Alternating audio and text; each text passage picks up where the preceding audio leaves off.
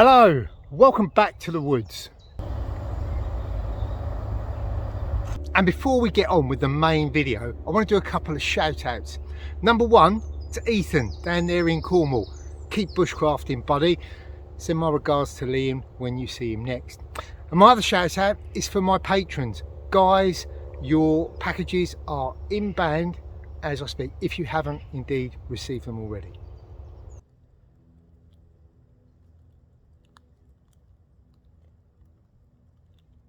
Now, in the last video, we looked at the contents of our day pack and what items we should include.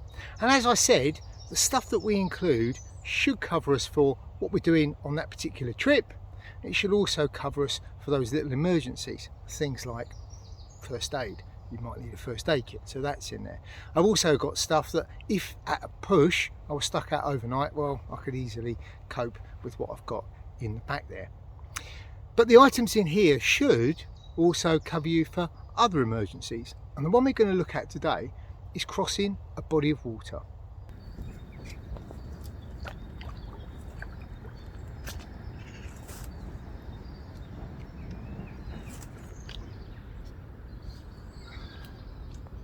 Now, venturing into a body of water is a potentially hazardous thing to do.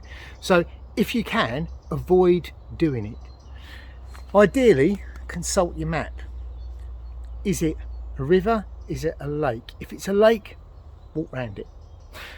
If it's a river, well, is there a crossing point, a bridge or a fording point somewhere near my location, somewhere that I could get across the river safely without having to venture into it?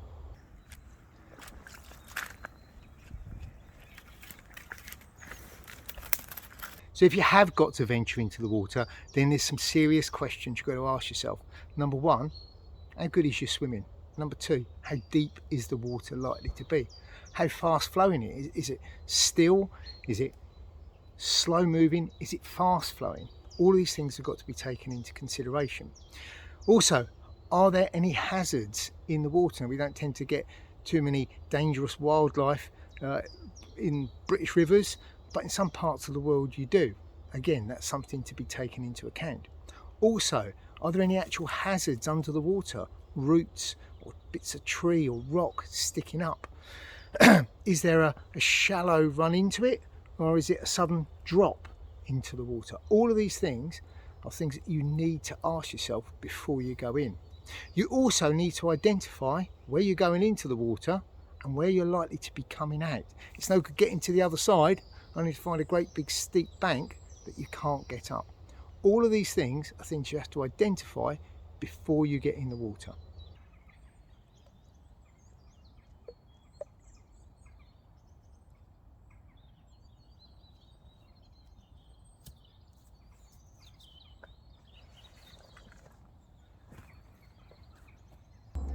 So if I've answered all those questions and I still need to get into the water, well then I need to start making out a few preparations. And the first thing I'm going to need is a stick, fairly stout one, probably about chest high normally, and that's going to aid us in our river crossing. The next thing we do is start to get ourselves ready and our pack ready. And the first thing that I usually do is take my water bottles out, unscrew the lids, and I empty all of the water out. With that done, I then strip my clothing off, fold it up, put it inside the dry bag inside my rucksack.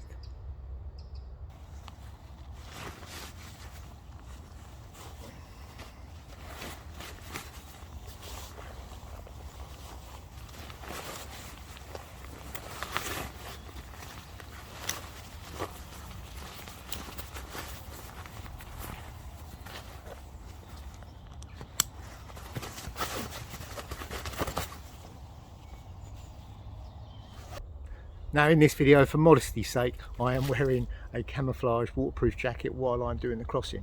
I don't normally bother, I would just do it in the nip, but I don't think YouTube is ready for the sight of that. So with my clothing off, the next thing I do is I put my boots back on. No socks, just my boots. And what that does is it protects my feet while I go in the water. I don't know what hazards there are down there. It could just be rocks that are a bit slippy. It could be rocks, roots and stuff that's sharp in the river. That way, if my boots are on my feet, they'll protect my feet.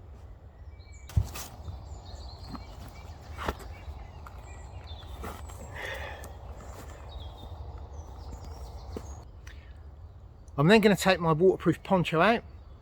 I'm going to lay that down on the ground. My first job is pull the hood through and tie it off so that water can't get through.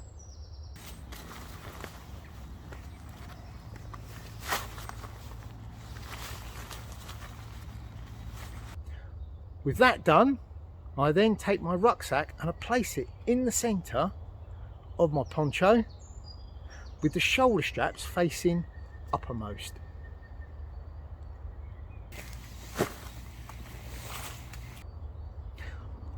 I then pull in the corners of the poncho around the rucksack and gradually pull the edges up around it.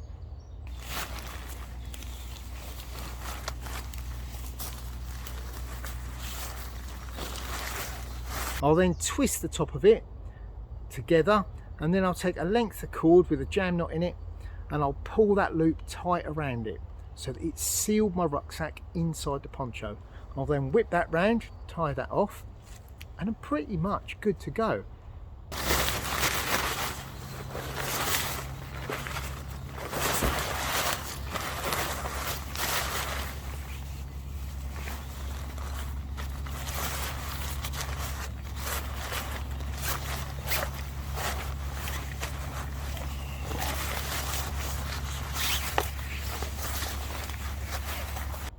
I'm then going to make my way to the water's edge, the entry point that I've identified, and then I'm going to gradually make my way into the water.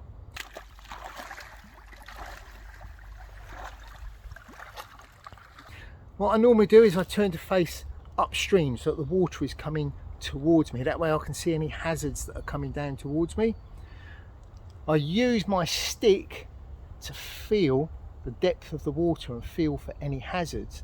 It's also there to help me with my balance. It's like a third leg. And I gradually edge my way out into the water. Now hopefully the water's not going to be deep enough that I have to completely go down and submerge. But if it is, well, what I do is I keep hold of my stick, I rest it on top of my pack, I throw one arm over my pack and I use my pack as my flotation aid. I then just kick with my legs and propel myself across the water to my exit point.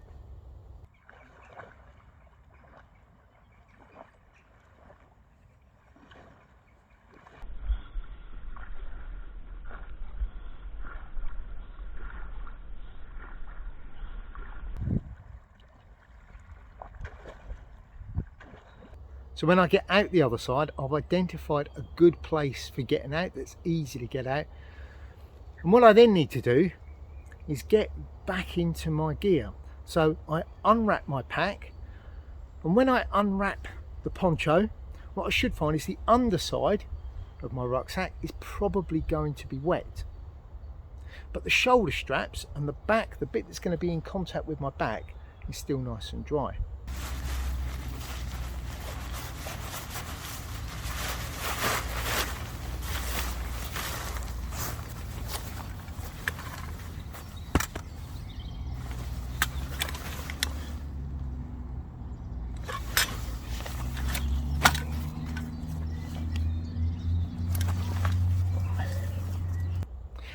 I then open my pack up, undo my dry bag that's inside, take out my dry clothing, put that back on,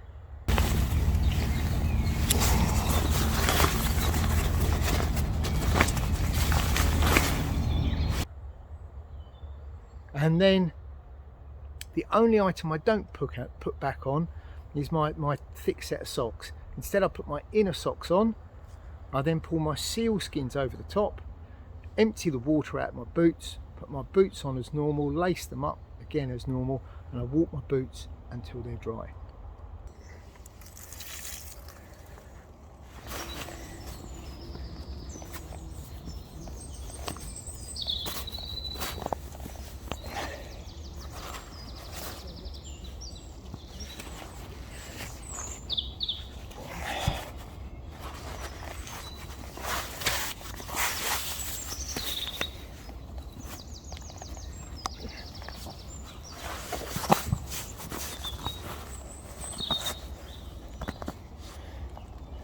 So as I said at the beginning, crossing a body of water is a potentially hazardous thing to do.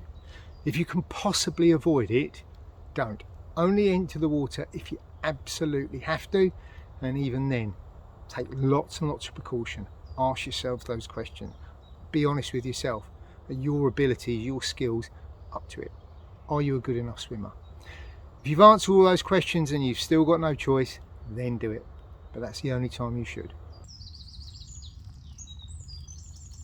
So if you enjoyed this video and you found it useful, then remember, give it that big thumbs up, and if you haven't already, subscribe to the channel. You can also follow me over on Instagram and Facebook. The links are in the description box down below. Also down below there is a link to my Etsy shop. Pop over there, have a look. You can get yourself one of the green craft patches, and there's a few other items that come up there from time to time. You can also follow the link down there to my Patreon page. Why not become part of the Greencraft family and help support the channel? There's lots of benefits. There's how-to videos that are exclusive. There are also discounts on items in the shop, and also you get a heads up of what is new that's coming up, and you get first pick. Can't be bad. And more people are choosing to take that option. I think that's everything. I've been Neil, and until next time, stay safe.